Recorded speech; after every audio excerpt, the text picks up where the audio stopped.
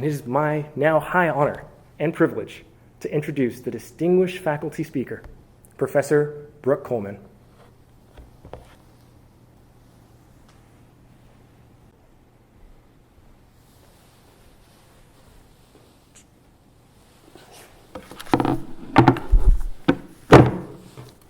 Hello, everyone. My original draft of this speech was going to focus on misconceptions of critical social movements. You know, the idea that feminists are bra burners, even though no bra was originally burned, or the idea that the Stonewall uprisings were some kind of response to Judy Garland's passing, as opposed to the legitimate response to police brutality against LGBTQ individuals. The idea was to bring it forward in a call for action that we not allow the Black Lives Matter movement to be misrepresented as some sort of fringe moment that will only be forgotten in a couple of years. But then I started to realize the fault in doing this. You know, history is important. We learn so much from it. But I'm starting to wonder if our over-reliance on history and commitments and structures is what's keeping us from moving forward. When we look back on social movements, we tend to focus on the movement makers and the things that maybe they could have done better. And I think that this keeps us and distracts us from looking at what really needs to change. And what really needs to change is the whole damn thing. Now, you already know this. Here comes a bar exam in the middle of a once-in-a-lifetime pandemic, followed on closely by a racial justice movement, the likes of which we have not seen in 50 years. And what do the structures, the commitments, the institutions say to you? They say, go ahead and take the bar as we always have. Sure, we'll tweak some things over here, we'll change some things over there, but we're going to move forward and do things as we have done them before. What did you say? You said no. You said we don't have to follow the structure just because it's the structure. You said we need to do what is fair, what is reasonable, and what is equitable. And you set about to advocating. You pushed our faculty, you pushed our leadership, you pushed the Washington Supreme Court. And you know what happened? The right thing happened. You all got diploma privilege, and you're doing more now than any of us could have ever imagined. But of course, you always knew that. You didn't look back for very long.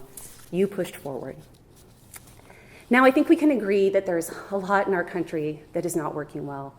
There's so much marginalization, there's so much oppression, there's a lack of action. And it's making many of us think that we just need to start over. One of the images that keeps being put out is that we need to blow it all up and start again. And I'm sympathetic to that imagery, but I want to try a different image. Let's think about our country and our justice system as something of a fabric. And that fabric has been torn and tattered. Pieces of it have been pulled off and cast aside, all in service of the small piece that remains that wants to maintain power. Now, I am not suggesting that we blow up that power fabric, but I am suggesting that we deconstruct it. And we go back and we find the pieces that were left behind. And we create new pieces that hew more closely to our values. And we set about stitching it back together. But we can't stitch it back together the same way.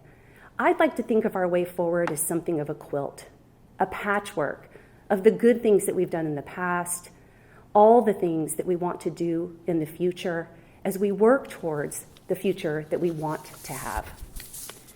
Now, again, nothing that I am saying to you is coming as a surprise, but I want you to hear it, and I want you to know that you have been and you are right. Nothing changes by approaching something in a conventional way. If Pauli Murray would have thought about separate but equal in a conventional way, Thurgood Marshall would have never been able to advocate for and win Brown v. Board of Education. And of course, we have to talk about the late Justice Ruth Bader Ginsburg. There was nothing conventional about her.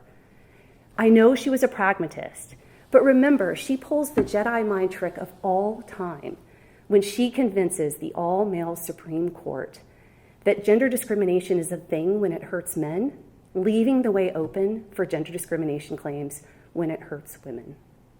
And of course, we have the unfairly vilified critical race theorists of the past and the present who have been saying this all along.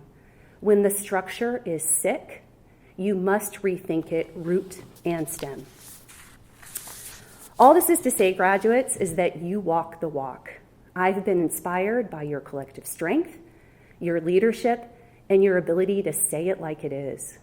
We keep talking about unprecedented times, but I want to talk about unprecedented people, and that is each and every one of you.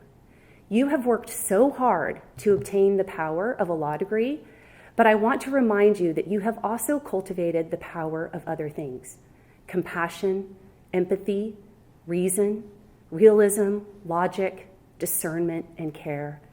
And I, for one, am so honored to be able to follow you on this journey as we begin to piece back the quilt that will be our fabulous future. Thank you for this honor. Thank you to all of you for all you have done. Congratulations, and I love you all so very much.